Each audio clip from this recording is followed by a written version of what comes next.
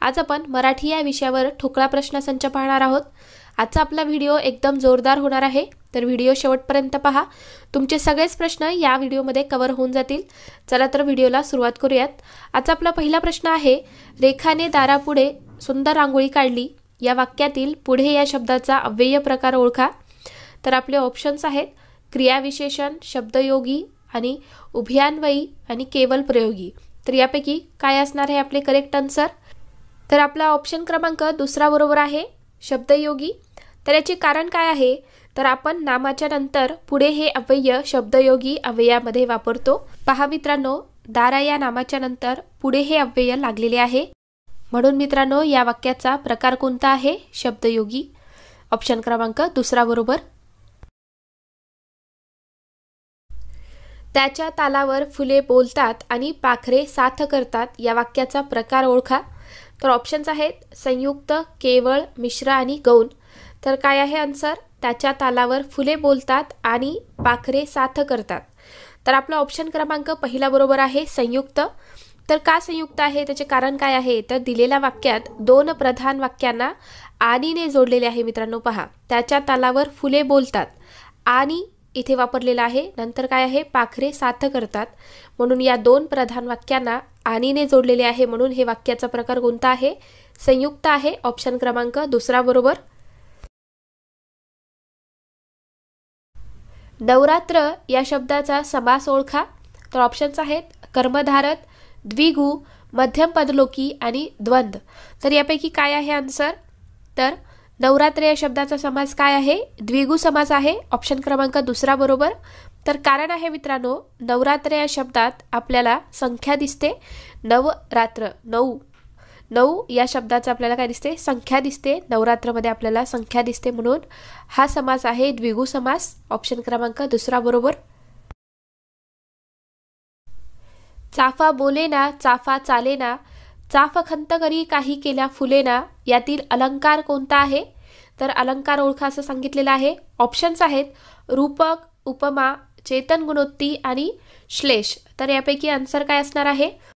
तर मित्रांनो ऑप्शन क्रमांक तिसरा बरोबर आहे, चेतन गुणोत्ती। तर याचे कारण आहे निसर्गातील निर्जीव वस्तू जणू काही सजीव असल्याच्या कल्पना दर्शवतात। तर हे सर्व वाक्य कसे असतात? चेतन गुणोत्ती अलंकाराचे असतात, म्हणूनच आपला ऑप्शन क्रमांक तिसरा बरोबर आहे, चेतन गुणोत्ती। विजा चमकू लागल्या आणि पावसाला सुरुवात झाली यात आणि हे काय आहे? तर ऑप्शन्स आहेत उभयान्वयी अव्यय, क्रियाविशेषण, केवल प्रयोगी अव्यय आणि विशेषण। तर यामध्ये पहा मित्रांनो, इथे दोन वाक्य काय आहेत? आणीने जोडलेले आहेत, म्हणूनच हे वाक्य कोणते आहे? उभयान्वयी अव्यय आहे। सैन्याकडून अतिरेकी मारला गेला हे वाक्य कोणत्या प्रयोगातील आहे? तर ऑप्शन्स आहेत भावे कर्तरी, कर्मणी आणि भावे कर्तरी। तर यापैकी कोणते असणार आहे करेक्ट आन्सर? पहा मित्रांनो, वाक्यामध्ये कर्त्याला कडून हे प्रत्यय लागलेले आहे। कर्ता कोण आहे? सैन्य। तर याला काय केलेलं आहे? या कर्त्याला कडून हे प्रत्यय लागलेले आहे, म्हणूनच हे प्रयोग कोणते आहे? कर्मणी प्रयोगाचे वाक्य आहे मित्रांनो। ऑप्शन क्रमांक तिसरा बरोबर। विमोचन या शब्दाचा समानार्थी शब्द ओळखा। तर ऑप्शन्स आहेत मुक्ती, आकुंचन, पचन आणि मनन। तर यापैकी विमोचन या शब्दाचा अर्थ काय होईल? समानार्थी शब्द मुक्ती होईल। ऑप्शन क्रमांक पहिला बरोबर आहे। हे कोणीही कबूल करील या वाक्यातील उद्देश कोणते आहे? तर ऑप्शन्स आहेत हे कोणीही कबूल करील। तर यापैकी कोणते असणार आहे? तर या वाक्यातील उद्देश आहे कोणीही। ऑप्शन क्रमांक दुसरा बरोबर आहे। वाक्याच्या शेवटी तपशील द्यावयाचा असल्यास कोणते विरामचिन्ह वापरतात? तर ऑप्शन्स आहेत अर्धविराम, स्वल्पविराम, संयोगचिन्ह आणि अपूर्ण विराम। तर मित्रांनो, आपल्याला वाक्याच्या शेवटी तपशील द्यायचा असल्यास आपण अपूर्ण विरामाचा वापर करतो। ऑप्शन क्रमांक चौथा बरोबर आहे। चंद्र या शब्दाचा समानार्थी शब्द सांगा। तर ऑप्शन्स आहेत इंद्र, निशा, प्रभाकर आणि शशी। तर यापैकी कोणते असणार आहे आन्सर? तर चंद्र या शब्दाचा समानार्थी शब्द आहे शशी। ऑप्शन क्रमांक चौथा बरोबर। प्रामाणिकपणा हे काय आहे? तर ऑप्शन्स आहेत विशेषण, सामान्य नाम, क्रियापद आणि भाववाचक नाम. तर काय आहे? प्रामाणिकपणा हे भाववाचक आहे मित्रांनो. ऑप्शन क्रमांक 4 बरोबर, भाववाचक नाम. नामाचे मुख्य 3 प्रकार कोणते आहेत? अत्यंत महत्त्वाचा प्रश्न. तर ऑप्शन्स आहेत सर्वनाम, नाम, विशेषण.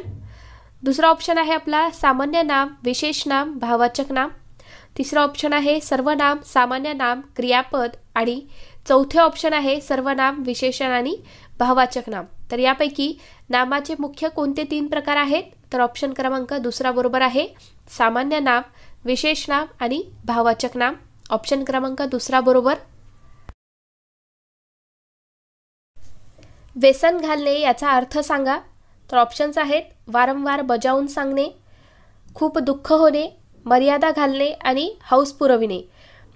मित्रांनो, व्यसन घालणे म्हणजेच काय? तर आपण मर्यादा घालतो. व्यसन घालणे म्हणजेच मर्यादा घालणे. ऑप्शन क्रमांक 3 बरोबर आहे.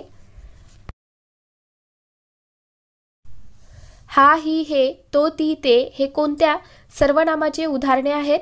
तर ऑप्शन्स आहेत सामान्य सर्वनाम, संबंधी सर्वनाम, प्रश्नार्थक सर्वनाम आणि दर्शक सर्वनाम. पहा मित्रांनो, हा, ही, हे, हा म्हणल्यावरती आपण काय करतोय? दर्शवतोय. तो म्हणल्यावरती पण आपण काय करतोय? दर्शवतोय. तर हे कोणत्या सर्वनामाची उदाहरणे आहेत? तर दर्शक सर्वनामाची उदाहरणे आहेत. ऑप्शन क्रमांक 4 बरोबर आहे. तुम्ही शाळेत जाता का या सर्वनामाचा प्रकार ओळखा. तर प्रकार ओळखायचा आहे आपल्याला. तुम्ही शाळेत जाता का? तर ऑप्शन्स आहेत सामान्य, प्रश्नार्थक, संबंधी आणि पुरुषवाचक. इथे पहा मित्रांनो, वाक्याच्या शेवटी काय आहे? क्वेश्चन मार्क आहे. ते पाहून आपल्याला असं वाटतं की हे वाक्याचा प्रकार कोणता आहे? प्रश्नार्थी आहे. म्हणून आपण ऑप्शन क्रमांक 2 करून मोकळे होऊन जातो. परंतु मित्रांनो, एकदा प्रश्न सुद्धा नीट वाचत जा. काय आहे प्रश्न आपला? तुम्ही शाळेत जाता का हे प्रश्न विचारण्यात आलेला आहे. तर इथे काय आहे? तुम्ही या शब्दाने व्यक्ती किंवा व्यक्तीचा काय होतो? बोध होतो. म्हणूनच हे वाक्य कोणते आहे? पुरुषवाचक आहे. या वाक्याचा प्रकार आहे पुरुषवाचक. म्हणून ऑप्शन क्रमांक 4 बरोबर आहे. खालीलपैकी अनेक वचनी शब्द कोणता आहे? तर ऑप्शन्स आहेत नदी, वेली, झाड आणि रोपटे. तर पहा मित्रांनो, अनेक वचनी शब्द आहे वेली. ऑप्शन क्रमांक 2 बरोबर आहे. सर्व काही तुझ्या मनाप्रमाणे घडत जाईल या वाक्यातील काळ ओळखा. तर ऑप्शन्स आहेत साधा भविष्यकाळ, अपूर्ण भविष्यकाळ, रीती भविष्यकाळ आणि साधा भूतकाळ. तर यामध्ये काय आहे? सर्व काही तुझ्या मनाप्रमाणे घडत जाईल. जाईल असं म्हटलेलं आहे. जाईल म्हणजेच काय? रीत होणार आहे, एक क्रिया होणार आहे. म्हणूनच आपला ऑप्शन क्रमांक 3 बरोबर आहे, रीती भविष्यकाळ. मुद्दाम दुर्लक्ष करणे या अर्थाचा वाक्यप्रचार ओळखा. तर ऑप्शन्स आहेत हात वेगळे करणे, लक्ष नसणे, कानाडोळा करणे आणि गाशा गुंडाळणे. काय आहे? मुद्दाम दुर्लक्ष करणे म्हणजेच काय? तर कानाडोळा करणे. ऑप्शन क्रमांक 3 बरोबर आहे. पुढचा प्रश्न आहे आपला आभाळ कोसळणे म्हणजेच काय मित्रांनो? ऑप्शन्स आहेत बरे वाटणे, वाईट वाटणे, फार मोठे संकट येणे आणि राग येणे. आभाळ कोसळणे म्हणजेच काय? तर फार मोठे संकट येणे. ऑप्शन क्रमांक 3 बरोबर आहे. नेक्स्ट क्वेश्चन, स्वर म्हणजे काय? तर स्वर म्हणजे काय आहे? तर ज्या वर्णांचा उच्चार करताना सुरुवातीपासून एक समान ध्वनी निर्माण होत असेल तर त्या वर्णांना आपण काय म्हणतो? स्वर म्हणतो. लक्षात घ्या. यावरूनच आपला पुढचा प्रश्न आहे. मित्रांनो, या पुढच्या प्रश्नावरून तुम्हाला सर्व काही क्लिअर होऊन जाईल. प्रश्न काय आहे? अ आ पासून ओ औ पर्यंतच्या वर्णांना काय म्हणतात? लक्षात घ्या. अ आ पासून ओ औ पर्यंतच्या वर्णांना आपण काय म्हणतो? तुम्हीच पहा. म्हणून पहा काय ध्वनी निर्माण होते. अ आ पासून ओ औ पर्यंतच्या वर्णांना चा स्वर कसा, ध्वनी कसा निर्माण होतो पहा. अ आ इ ई उ उ ए ऐ असा आवाज येतो. तर एकसारखी ध्वनी निर्माण होते, एक समान ध्वनी निर्माण होते. तर त्यांना आपण काय म्हणतो मग? तर स्वर म्हणतो. लक्षात ठेवा. पुढचा प्रश्न, मराठी वर्णमालेतील स्वतंत्र वर्ण कोणता? तर ळ हे जे वर्ण आहे तर ते मराठी वर्णमालेतील स्वतंत्र वर्ण आहे. पुढचा प्रश्न, भाषेचे किती प्रकार आहेत? तर भाषेचे किती? 2 प्रकार पडतात. पुढचा प्रश्न आहे आपला अत्यंत महत्त्वाचा, पंचमीचे विभक्ती प्रत्यय कोणते? मित्रांनो, याच्या आधी आपण स्पष्टीकरण पाहूयात, त्यावरून तुम्हाला त्याचे आन्सर येऊन जाईल. तर काय आहे, स ला ते हे द्वितीय व चतुर्थीमध्ये वापरण्यात येते. जर शब्दाच्या शेवटी स किंवा ला किंवा ते हे शब्दाच्या शेवटी प्रत्यय जर लागले असतील तर ते कोणते आहे? विभक्ती प्रत्यय द्वितीय किंवा चतुर्थी असते. पंचमी म्हणजेच काय? ऊन हून. शब्दाच्या शेवटी ऊन किंवा हून हे जे प्रत्यय लागले असतील तर त्यांना पंचमी म्हणतात. सप्तमीसाठी काय आहेत मग प्रत्यय? तर त इ आ हे जर प्रत्यय लागले असतील शेवटी शब्दाच्या तर ते सप्तमी झाले. आणि षष्टीसाठी चा ची चे. मित्रांनो, हे तुम्ही एवढं जरी लक्षात ठेवलं तरी तुम्हाला खूप आहे, कारण याच्यावरती आपण पुढे एक्झाम्पल पाहणारच आहोत, त्यावरून तुम्हाला एकदम क्लिअर होऊन जाईल. तर इथे काय असेल मग याचे आन्सर? पंचमीचे विभक्ती प्रत्यय कोणते आहे? तर पंचमीसाठी काय आहे मग? ऊन हून आहे. तर लक्षात ठेवा. आणि हे बाकीचे जे आहेत यावरूनच तुम्हाला पुढचे आन्सरसुद्धा द्यायचे आहेत, तर लक्षात घ्या.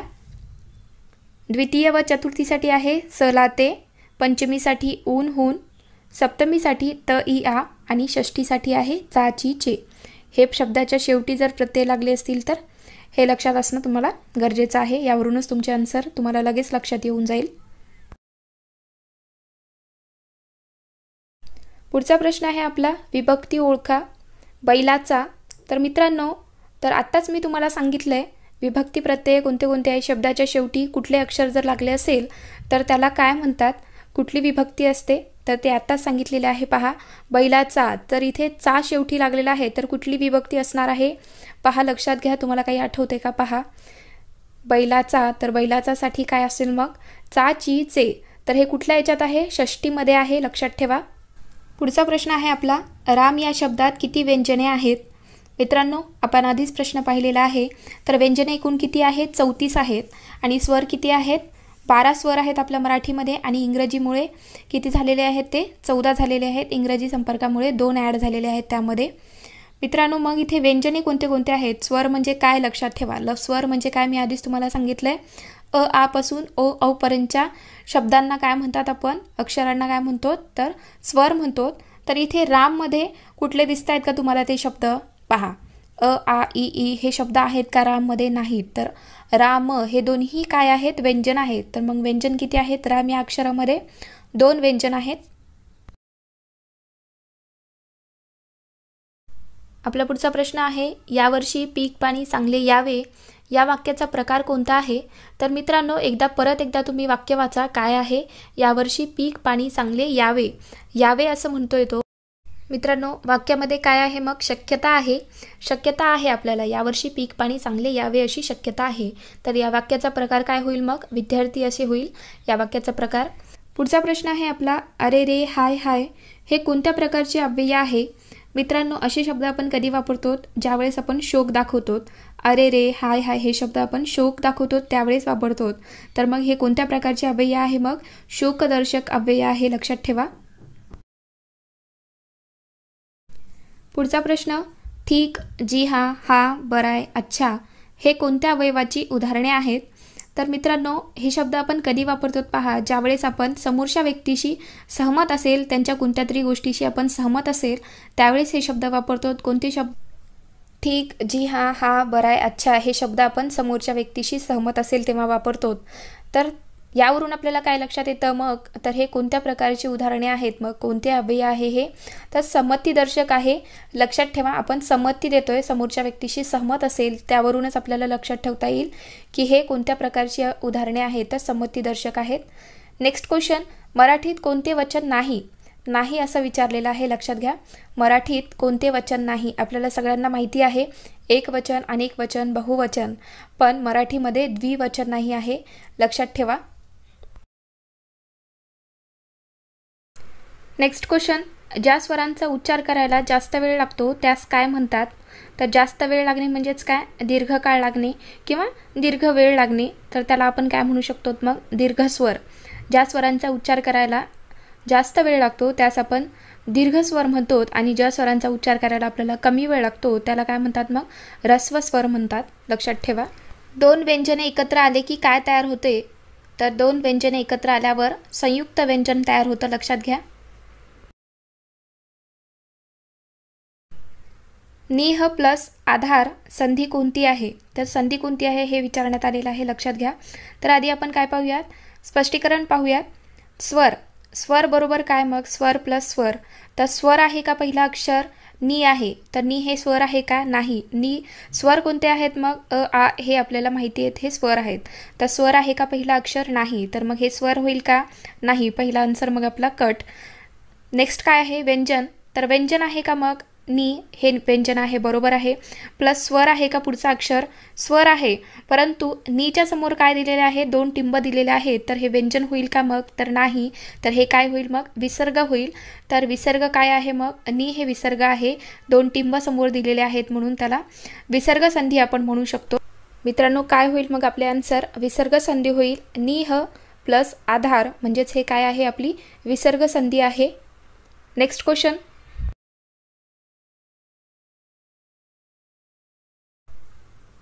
जोडाक्षर लिहिण्याचे एकूण किती पद्धती आहेत? तर जोडाक्षर लिहिण्याच्या एकूण 2 पद्धती आहेत, जे की एकाला एक चिटकून आपण लिहू शकतो आणि एकाखाली एक, या 2 पद्धती आहेत जोडाक्षर लिहिण्याच्या. पुढचा प्रश्न, बहुधा मला बक्षीस मिळावे या शब्दाचा अर्थ काय आहे मग? तर मित्रांनो, तुम्हाला मी आधीच सांगितलेलं आहे, जर वाक्यामध्ये शक्यता दाखवत असेल, ठाम आहे का या वाक्यामध्ये? तो म्हणतोय का मला बक्षीस मिळाले असं आहे का? नाही. तो काय म्हणतोय? मिळावे.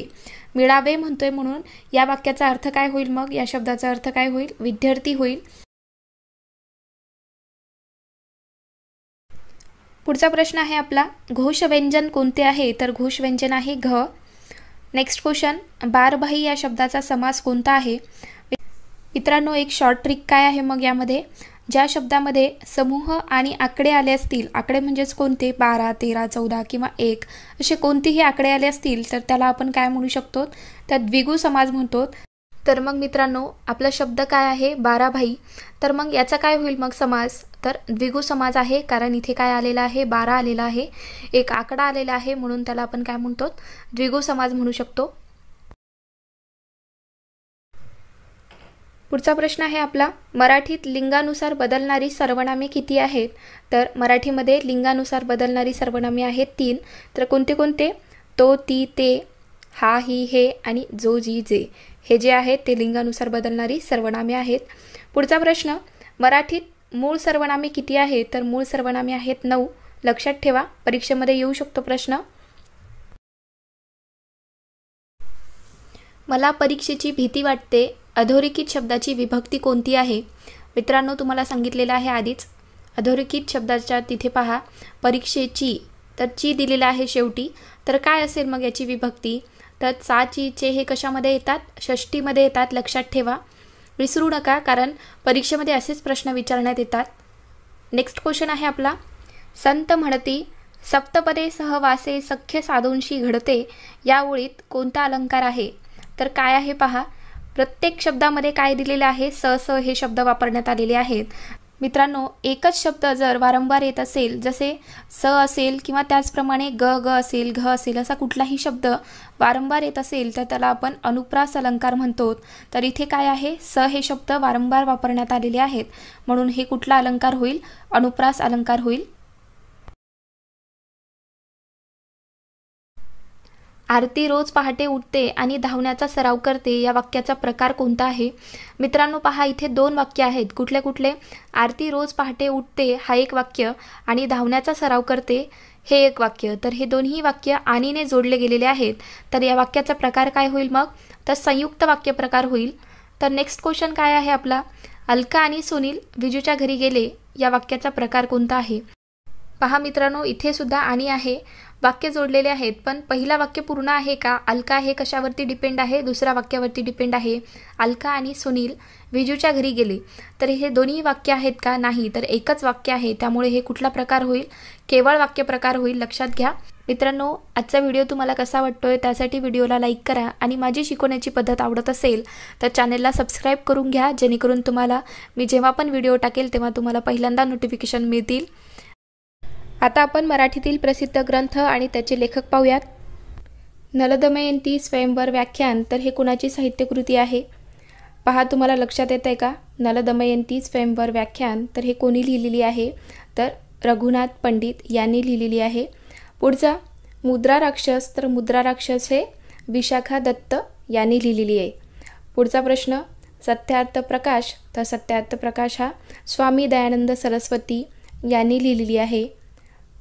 नेक्स्ट महाभारत, तर महाभारत व्यासमुनी यांनी लिहिलेली आहे, लक्षात घ्या.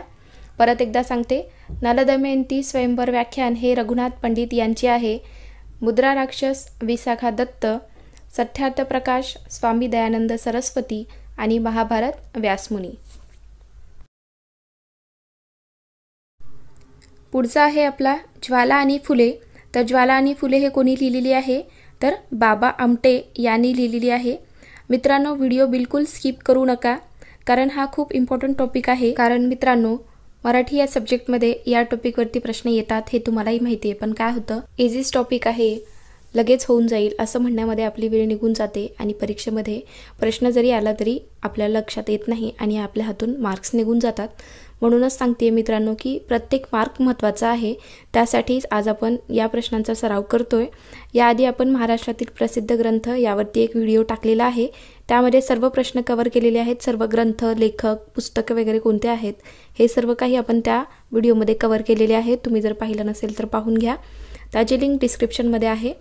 मित्रांनो, चला, माझं एवढंच सांगणं आहे की तुम्ही कुठलाही टॉपिक असो, कुठलाही प्रश्न असो असा सोडून देऊ नका. सगळे प्रश्न महत्त्वाचे आहेत. सगळ्याकडे तेवढेच लक्ष असू द्या तुमचे. चला, पुढचा काय आहे, भावार्थ रामायण. तर भावार्थ रामायण हे कोणी लिहिलेले आहे, तर संत एकनाथ यांनी लिहिलेले आहे भावार्थ रामायण. पुढचं आहे यथार्थ दीपिका. यथार्थ दीपिकाचे कोण आहेत लेखक, वामन पंडित.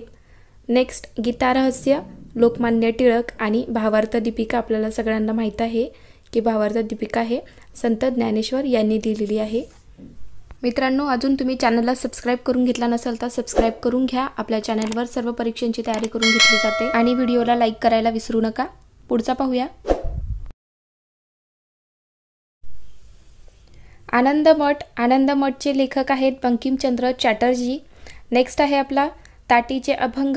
ताटीचे अभंग हे संत मुक्ताई यांनी लिहिलेली आहे. गीताई. गीताईचे लेखक आहेत आचार्य विनोबा भावे. पुढचा आहे ययाती. तर ययातीचे लेखक आहेत वि स खांडेकर.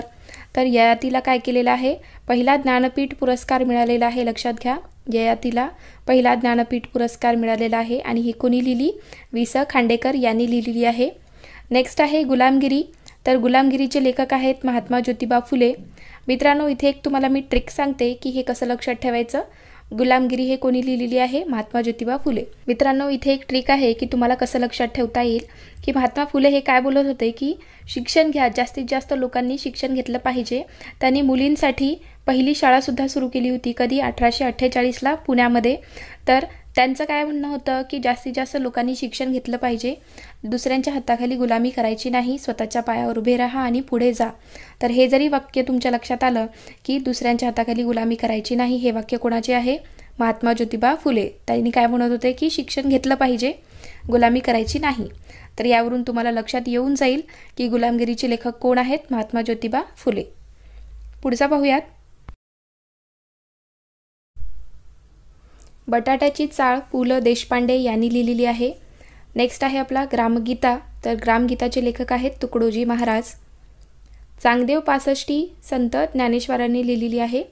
मित्रांनो, ज्ञानेश्वरांनी कोणते कोणते साहित्यकृती लिहिलेल्या आहेत, भावार्थ दीपिका म्हणजेच ज्ञानेश्वरी, अमृतानुभव, चांगदेव पासष्टी आणि हरिपाठ. हे सर्व साहित्यकृती हे संत ज्ञानेश्वरांचे आहेत, लक्षात घ्या. चतुश्लोकी भागवत. तर हे संत एकनाथ महाराजांनी लिहिलेले आहे, चतुश्लोकी भागवत. नेक्स्ट आहे मृत्युंजय. तर मृत्युंजयचे लेखक आहेत शिवाजी सावंत.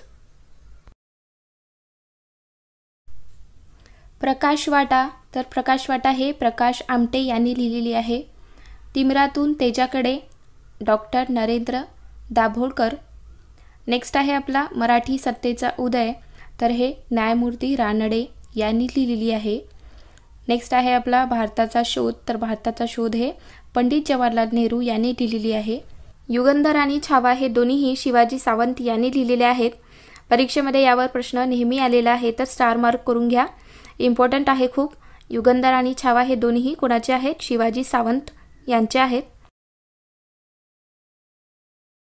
मराठीतील पहिल्या स्त्री कादंबरीकार कोण आहेत, तर मराठीतील पहिल्या स्त्री कादंबरीकार विचारलेला आहे, तर स्त्री कादंबरीकार कोण आहेत? तर साळूबाई तांबेकर आहेत. नेक्स्ट क्वेश्चन, कृष्णकाठ हा ग्रंथ कोणी लिहिला? तर कृष्णकाठ हा ग्रंथ यशवंतराव चव्हाण यांनी लिहिलेला आहे. अमेरिकेत जाऊन वैद्यकीय शास्त्रात पदवी मिळवणारी पहिली भारतीय महिला कोण आहेत? तर मित्रांनो, याचे आन्सर तुम्हाला माहिती आहे का पहा. अमेरिकेत जाऊन वैद्यकीय शास्त्रात पदवी मिळवणारी पहिली भारतीय महिला कोण आहे? तर कोण आहेत? तर आनंदीबाई जोशी आहेत. यांनी अमेरिकेमध्ये जाऊन वैद्यकीय शास्त्रामध्ये पदवी मिळवलेली आहे. तर या आपल्या भारतातील पहिल्या महिला डॉक्टर आहेत. नेक्स्ट क्वेश्चन, महाराष्ट्राचे ईश्वरचंद्र विद्यासागर कोणाला म्हणतात? तर महाराष्ट्राचे ईश्वरचंद्र विद्यासागर हे विष्णुशास्त्री पंडित यांना म्हटलं जातं. श्रीमती नाथीबाई दामोदर ठाकरसी महिला विद्यापीठाची स्थापना कोणी केलेली आहे? तर महर्षी कर्वे यांनी केलेली आहे. श्रीमती नाथीबाई दामोदर ठाकरसी महिला विद्यापीठाची स्थापना. नेक्स्ट क्वेश्चन, गीताईचे लेखक कोण आहेत? तर गीताईचे लेखक आहेत विनोबा भावे. मराठीतील पहिली सामाजिक कादंबरी कोणती आहे? तर मराठीतील पहिली सामाजिक कादंबरी आहे यमुना पर्यटन आणि हे बाबा पद्मनजी यांनी लिहिलेली आहे. परीक्षेमध्ये कोणी लिहिली असाही प्रश्न येतो, तर कोणी लिहिली? बाबा पद्मनजी यांनी लिहिलेली आहे. नेक्स्ट क्वेश्चन, स्त्री शिक्षणासाठी शारदा सदनची स्थापना कोणी केलेली आहे? तर स्त्री शिक्षणासाठी शारदा सदनची स्थापना पंडिता रमाबाई यांनी केलेली आहे. तर शारदा सदनची स्थापना कधी केलेली आहे? तर 11 मार्च 1889ला केलेली आहे. परीक्षेमध्ये डेटसुद्धा विचारतात, तर इम्पॉर्टंट आहे, नोट डाऊन करून घ्या. पसायदानचे लेखक कोण आहेत? तर पसायदानचे लेखक आहेत संत ज्ञानेश्वर. पुढचा प्रश्न, कोणत्या वर्षी अभिनव भारत या संघटनेची स्थापना झालेली आहे? तर 1904ला अभिनव भारत या संघटनेची स्थापना झालेली आहे. शाहू महाराजांचा जन्म कोणत्या ठिकाणी झाला? तर शाहू महाराजांचा जन्म हा कागल या ठिकाणी झालेला आहे. पुढचा प्रश्न, मराठी साहित्यातील पहिला ज्ञानपीठ पुरस्कार कोणत्या व्यक्तीला मिळाला? तर मराठी साहित्यातील पहिला ज्ञानपीठ पुरस्कार हा वि.स. खांडेकर यांना मिळाला आहे. सत्यशोधक समाजाची स्थापना कोणी केली? तर सत्यशोधक समाजाची स्थापना हे महात्मा फुले यांनी केलेली आहे. नेक्स्ट क्वेश्चन, गाडगेबाबांना खराट्यांचा बादशहा असे कोणी म्हटलेले आहे? तर गाडगेबाबांना खराट्यांचा बादशहा आचार्य आत्रे यांनी म्हटलेले आहे. नेक्स्ट क्वेश्चन, माझी जन्मठेप हे आत्मचरित्र कोणी लिहिले? तर माझी जन्मठेप हे आत्मचरित्र स्वातंत्र्यवीर सावरकर यांनी लिहिलेली आहे. मराठी भाषेचे शिवाजी म्हणून कोणाची ओळख आहे? तर मराठी भाषेचे शिवाजी म्हणून आपण विष्णुशास्त्री चिपळूणकर यांना ओळखतो. मराठीतील निसर्गकन्या या नावाने कोणाला ओळखले जाते? तर बहिणाबाई चौधरी यांना मराठीतील निसर्गकन्या या नावाने ओळखतात. नेक्स्ट क्वेश्चन, मराठी भाषेतील पहिला गद्यग्रंथ कोणता आहे? तर मराठी भाषेतील पहिला गद्यग्रंथ आहे लीळाचरित्र आणि हे महिन भट यांनी लिहिलेला आहे. मराठी भाषेतील पहिली ऐतिहासिक कादंबरी कोणती आहे? तर मराठी भाषेतील पहिली ऐतिहासिक कादंबरी आहे मोचनगड आणि ही रा. भी. गुंजीकर यांनी लिहिलेली आहे. नेक्स्ट क्वेश्चन, मराठी भाषा दिवस कधी साजरा करतात? तर मराठी भाषा दिवस 27 फेब्रुवारीला साजरा करण्यात येतो. सुबोध रत्नाकर हा ग्रंथ कोणी लिहिला? तर सुबोध रत्नाकर हा ग्रंथ सावित्रीबाई फुले यांनी लिहिलेला आहे. मित्रांनो, परीक्षेमध्ये असाही प्रश्न येऊ शकतो विचारण्यात की 52 कशी सुबोध रत्नाकर हा ग्रंथ कोणी लिहिलेला आहे? सुबोध रत्नाकर ऐवजी 52 कशी सुबोध रत्नाकर हा ग्रंथ कोणी लिहिलेला आहे? असाही जरी प्रश्न विचारण्यात आला तर त्याचे आन्सर काय असणार आहे? सावित्रीबाई फुले यांनीच हा ग्रंथ लिहिलेला आहे. नेक्स्ट क्वेश्चन, न्यू इंग्लिश स्कूलच्या स्थापनेत कुणाचा सहभाग होता? तर न्यू इंग्लिश स्कूलच्या स्थापनेमध्ये गोपाळ गणेश आगरकर यांचा सहभाग होता. मित्रांनो, याच्यावरून अजून एक प्रश्न कसा तयार होतो की न्यू इंग्लिश स्कूलची स्थापना कधी झालेली आहे? तर 1880ला झालेली आहे. लक्षात ठेवा, परीक्षेमध्ये असाही प्रश्न येऊ शकतो आणि बऱ्याचदा विचारण्यात सुद्धा आलेला आहे, तर नोट डाऊन करून घ्या व्यवस्थित. कृष्णशास्त्री चिपळूणकर यांचे वृत्तपत्र कोणते होते? तर मित्रांनो, कोणते होते लक्षात येते का पहा तुम्हाला. कृष्णशास्त्री चिपळूणकर यांचे वृत्तपत्र कोणते होते? तर ज्ञानप्रकाश हे वृत्तपत्र हे कृष्णशास्त्री चिपळूणकर यांचे होते. Next question, depressed classes mission society of इंडियाचे संस्थापक कोण होते? तर महर्षी विठ्ठल रामजी शिंदे हे depressed classes mission society of इंडियाचे संस्थापक होते. आपला पुढचा प्रश्न आहे, कैसरे हिंद ही पदवी प्रथम कोणत्या स्त्रीला देण्यात आली? तर पंडिता रमाबाई यांना ही पदवी देण्यात आलेली आहे. नेक्स्ट क्वेश्चन, मुंबई प्रांतात देवदासी प्रथेविरुद्ध कोणी आवाज उठवला? तर मुंबई प्रांतामध्ये देवदासी प्रथेविरुद्ध विठ्ठल रामजी शिंदे यांनी आवाज उठवला होता.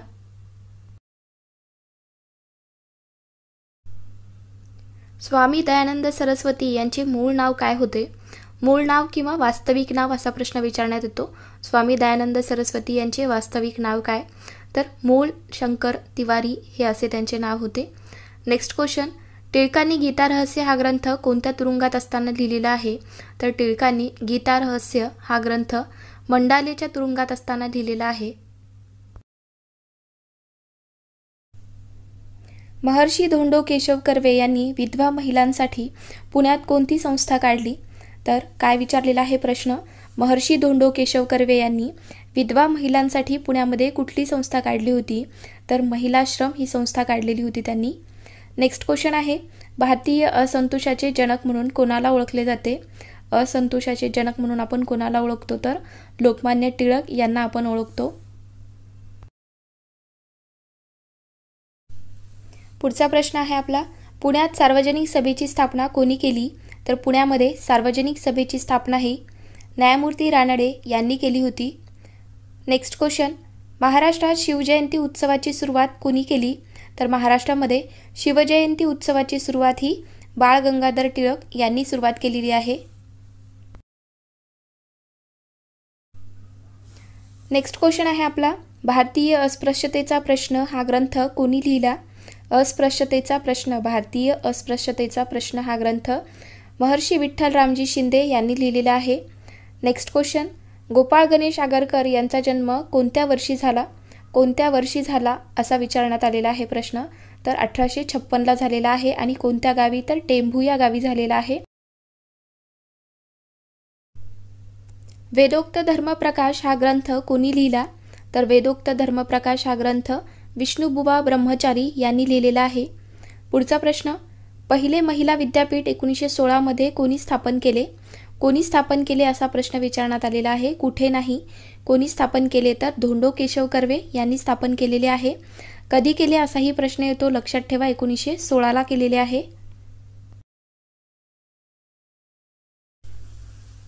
यमुना पर्यटन हे मराठीतील पहिली सामाजिक कादंबरी कोणी लिहिली? तर यमुना पर्यटन ही मराठीतील पहिली सामाजिक कादंबरी ही बाबा पद्मनजी यांनी लिहिलेली आहे. इम्पॉर्टंट क्वेश्चन आहे, बऱ्याचदा क्वेश्चन विचारण्यात आलेला आहे मित्रांनो, डबल स्टार मार्क करून घ्या. नेक्स्ट क्वेश्चन, भारत कृषक समाजाचे संस्थापक कोण आहेत? तर भारत कृषक समाजाचे संस्थापक आहेत पंजाबराव देशमुख.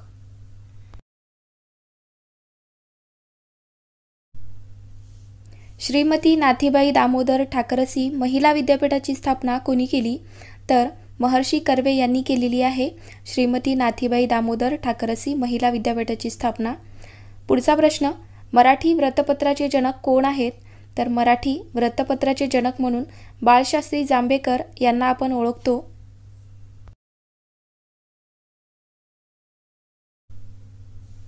महात्मा फुले यांना प्रभावित करणारा विचारवंत कोण होता?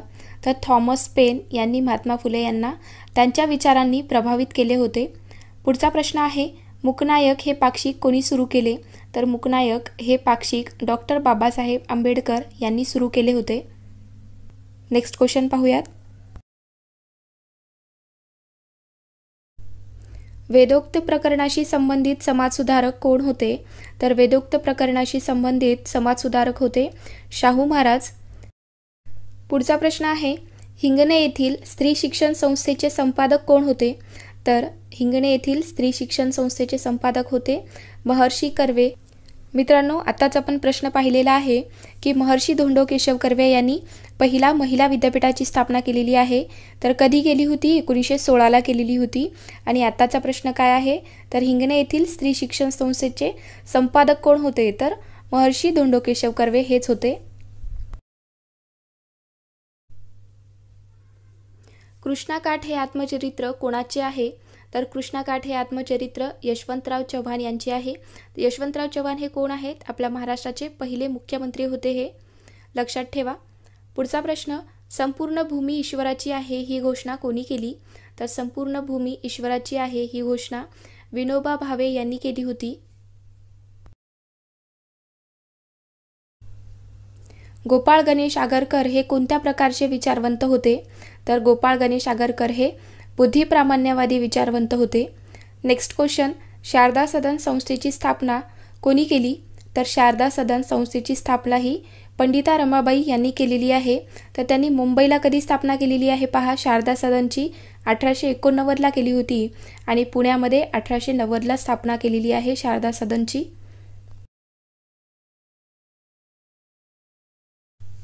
पुढचा प्रश्न आहे, स्वराज्य, स्वदेशी, बहिष्कार व राष्ट्रीय शिक्षण या चतुसूत्रीचे पुरस्कर्ते कोण आहेत? तर लोकमान्य टिळक आहेत. स्वराज्य, स्वदेशी, बहिष्कार व राष्ट्रीय शिक्षण या चतुसूत्रीचे पुरस्कर्ते हे लोकमान्य टिळक आहेत. नेक्स्ट क्वेश्चन, महात्मा फुले यांनी शिक्षित केलेल्या पहिला महिला कोण आहेत? तर मित्रांनो, आपल्याला सगळ्यांनाच माहिती आहे की त्या सावित्रीबाई फुले आहेत. महात्मा फुले यांनी सक्तीच्या प्राथमिक शिक्षणाची सोय करावी अशी मागणी कोणत्या आयोगासमोर केली? तर सगळ्यांनाच प्राथमिक शिक्षण मिळायला हवे यासाठी महात्मा फुले यांनी हंटर आयोगासमोर मागणी केलेली होती. पुढचा प्रश्न, गोपाळ गणेश आगरकर यांचा जन्म कुठे झाला? मी तुम्हाला आधीच सांगितलंय की गोपाळ गणेश आगरकर यांचा जन्म कुठे झालेला आहे? तर टेंभूला झालेला आहे. आणि जिल्हा कोणता? सातारा जिल्ह्यामध्ये टेंभू हे गाव आहे. तर त्या ठिकाणी गोपाळ गणेश आगरकर यांचा जन्म झालेला आहे. 1884 मध्ये पुणे येथे डेक्कन एज्युकेशन सोसायटीची स्थापना कोणी केली? तर 1884ला पुण्यामध्ये डेक्कन एज्युकेशन सोसायटीची स्थापना झालेली आहे. तर ही स्थापना कोणी केली? तर बाळ गंगाधर टिळक आणि गोपाळ गणेश आगरकर यांनी डेक्कन एज्युकेशन सोसायटीची स्थापना केलेली आहे. तर डेटसुद्धा इम्पॉर्टंट आहे, लक्षात ठेवा. 1884ला ही स्थापना केलेली आहे. पुढचा प्रश्न, गोपाळ गणेश आगरकर यांचा जन्मदिनांक कोणता? तर त्यांचा जन्मदिनांक किती आहे? 14 जुलै 1856ला त्यांचा जन्म झालेला आहे. तर कुठे झाला? टेंभू या गावी झाला आणि जिल्हा आहे सातारा हा जिल्हा. मित्रांनो, मागच्या काही वर्षामध्ये विचारण्यात आलेल्या समाजसुधारकावरती आपण जे प्रश्न पाहतोय तर सगळेच प्रश्न इम्पॉर्टंट आहेत. बऱ्याचदा परीक्षेमध्ये रिपीट होत असतात क्वेश्चन. तर तुम्ही नीट समजवून घ्या आणि तुम्हाला काही जरी डाऊट असेल किंवा कुठला पॉईंट समजला नसेल तर तुम्ही लगेच परत व्हिडिओ पहा, जेणेकरून तुमच्या अजून चांगल्या प्रकारे लक्षात येऊन जाईल. नेक्स्ट क्वेश्चन पाहूयात. केसरीचे पहिले संपादक कोण होते? तर केसरीचे पहिले संपादक होते गोपाळ गणेश आगरकर. पुढचा प्रश्न आहे, गोपाळ हरी देशमुख यांचे कोणते वृत्तपत्र आहे? तर गोपाळ हरी देशमुख यांचे प्रभारक हे वृत्तपत्र आहे. लक्षात ठेवा, प्रभारक हे गोपाळ हरी देशमुख यांचे आहे. फर्ग्युसन कॉलेजचे प्राचार्य म्हणून कोणी काम केले? तर गोपाळ गणेश आगरकर यांनी फर्ग्युसन कॉलेजचे प्राचार्य म्हणून काम केलेले आहे. पुढचा प्रश्न, भारतीय बहिष्कृत शिक्षण प्रसारक मंडळाची स्थापना कोणी केली? काय आहे क्वेश्चन? भारतीय बहिष्कृत शिक्षण प्रसारक मंडळाची स्थापना ही कोणी केलेली आहे? तर डॉक्टर बाबासाहेब आंबेडकर यांनी ही स्थापना केली. गोपाळ गणेश आगरकर यांचे पहिले पुस्तक कोणते आहे? तर गोपाळ गणेश आगरकर यांचे पहिले पुस्तक आहे डोंगरीच्या तुरुंगात आमचे 101 दिवस, हे त्यांचे पहिले पुस्तक आहे. नेक्स्ट क्वेश्चन, संयुक्त मंजूर पक्षाची स्थापना कोणी केली? तर संयुक्त मंजूर पक्षाची स्थापना ही डॉक्टर बाबासाहेब आंबेडकर यांनी केलेली आहे. मराठी सत्तेचा उदय हा ग्रंथ कोणी लिहिला? तर मराठी सत्तेचा उदय हा ग्रंथ न्यायमूर्ती रानडे यांनी लिहिलेला आहे. मराठी सत्तेचा उदय हा ग्रंथ न्यायमूर्ती रानडे यांनी लिहिला. पुढचा प्रश्न, मुरळी प्रतिबंधक चळवळ कोणी सुरू केली? तर मुरळी प्रतिबंधक चळवळ ही विठ्ठलरामजी शिंदे म्हणजेच महर्षी विठ्ठलरामजी शिंदे यांनी सुरू केलेली आहे. 3 जानेवारी हा सावित्रीबाई फुले यांचा जन्मदिन महाराष्ट्रात कोणता दिवस म्हणून साजरा केला जातो? तर काय आहे 3 जानेवारीला सावित्रीबाई फुले यांचा जन्मदिवस आहे, पण त्या दिवशी आपल्या महाराष्ट्रामध्ये कुठला दिवस म्हणून साजरा केला जातो? तर स्त्री मुक्ती दिन म्हणून आपण सर्व साजरा करतो. पुढचा प्रश्न, गुलामगिरी या पुस्तकाचे लेखक कोण आहेत? तर गुलामगिरीचे लेखक आहेत महात्मा ज्योतिबा फुले. पुढचा प्रश्न आहे आपला, 24 सप्टेंबर 1873 रोजी महात्मा फुले यांनी कोणत्या समाजाची स्थापना केली? तर महात्मा फुले यांनी कोणत्या समाजाची स्थापना केलेली आहे पहा, सत्यशोधक समाज. तर याची स्थापना केलेली आहे, कधी केली? 24 सप्टेंबर 1873ला. डेट इम्पॉर्टंट आहे, परीक्षेमध्ये डेटसुद्धा विचारू शकतात की सत्यशोधक समाजाची स्थापना कधी केलेली आहे? तर 24 सप्टेंबर 1873ला केलेली आहे. आणि असाही प्रश्न येऊ शकतो की कोणी केली? तर महात्मा फुले यांनी ही स्थापना केलेली आहे. पुढचा प्रश्न, मुंबईचा शिल्पकार म्हणून कोणाला ओळखले जाते? तर मुंबईचा शिल्पकार म्हणून जगन्नाथ किंवा त्यांना आपण नाना शंकर शेठ सुद्धा म्हणतो, तर त्यांची ओळख आहे. पुढचा प्रश्न आहे, स्त्री पुरुष तुलना या पुस्तकात स्त्रियांवरील अत्याचाराला कोणी वाचा फोडली? तर ताराबाई शिंदे यांनी स्त्रियांवरील अत्याचारावरती पुस्तक लिहिलेले आहे. तर कोणते पुस्तक? स्त्री पुरुष तुलना हे पुस्तक लिहिलेले आहे ताराबाई शिंदे यांनी. पुढचा प्रश्न, स्वावलंबी शिक्षण हेच आमचे ब्रीद हे घोषवाक्य कोणाशी संबंधित आहे? तर स्वावलंबी शिक्षण हे आमचे ब्रीद हे घोषवाक्य रयत शिक्षण संस्था याच्याशी संबंधित आहे. 25 डिसेंबर 1927 रोजी कोणी मनुस्मृतीचे दहन केले? तर बाबासाहेब आंबेडकर यांनी 25 डिसेंबर 1927ला मनुस्मृतीचे दहन केलेले आहे. नेक्स्ट क्वेश्चन, जर देवाने अस्पृश्यता सहन केली तर त्याला मी देव मानणार नाही असे उद्गार कोणी काढले? काय आहे उद्गार? जर देवाने अस्पृश्यता सहन केली तर त्याला मी देव मानणार नाही. तर हे उद्गार कोणाचे आहे? तर लोकमान्य टिळकांनी हे उद्गार काढलेले आहेत.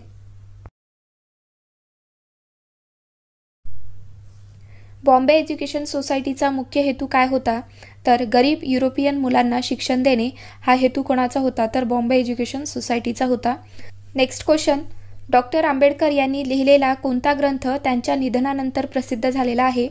लक्षात घ्या, तुम्हाला काही आठवतंय का पहा, याची आन्सर माहिती आहे का? डॉक्टर आंबेडकर यांनी लिहिलेला असा कोणता ग्रंथ आहे जो की त्यांच्या निधनानंतर प्रसिद्ध झालेला आहे? तर आन्सर आहे बुद्ध आणि त्याचा धम्म. हा ग्रंथ त्यांच्या निधनानंतर प्रसिद्ध झालेला आहे. पुढचा प्रश्न आहे आपला, पुराणे म्हणजे स्वार्थी आणि अज्ञानी लोकांचे लिखाण होय असे कोण म्हणाले? तर स्वामी दयानंद सरस्वती यांनी हे म्हटलेले आहे. तर काय? पुराणे म्हणजे स्वार्थी आणि अज्ञानी लोकांचे लिखाण होय असे उद्गार हे स्वामी दयानंद सरस्वती यांचे आहेत. नेक्स्ट क्वेश्चन, कोणत्या स्त्रीने विदर्भातील स्त्रियांकरिता पहिली रात्रशाळा सुरू केली? तर जाईबाई चौधरी यांनी स्त्रियांकरिता विदर्भामध्ये पहिली रात्रशाळा सुरू केली होती. पुढचा प्रश्न आहे आपला, दुर्लक्षित मातांचे कल्याण, बालविवाह विरोध व स्त्री शिक्षण या क्षेत्रात सामाजिक कार्य करणाऱ्या आद्य महिला समाजसेविका कोण होत्या? तर सावित्रीबाई फुले होत्या. नेक्स्ट क्वेश्चन, आर्य समाजाची स्थापना स्वामी दयानंद सरस्वती यांनी कधी केली? तर प्रश्न इम्पॉर्टंट आहे, आर्य समाजाची स्थापना स्वामी दयानंद सरस्वती यांनी केलेली आहे. तर कधी केली? 1875ला केलेली आहे. आणि कुठे केली? तर मुंबईला केलेली आहे, लक्षात ठेवा. आणि त्यांचा एक ग्रंथ प्रसिद्ध आहे मित्रांनो, ते सुद्धा नोट डाऊन करून घ्या. सत्यार्थ प्रकाश या नावाचा ग्रंथ स्वामी दयानंद सरस्वती यांनी लिहिलेला आहे.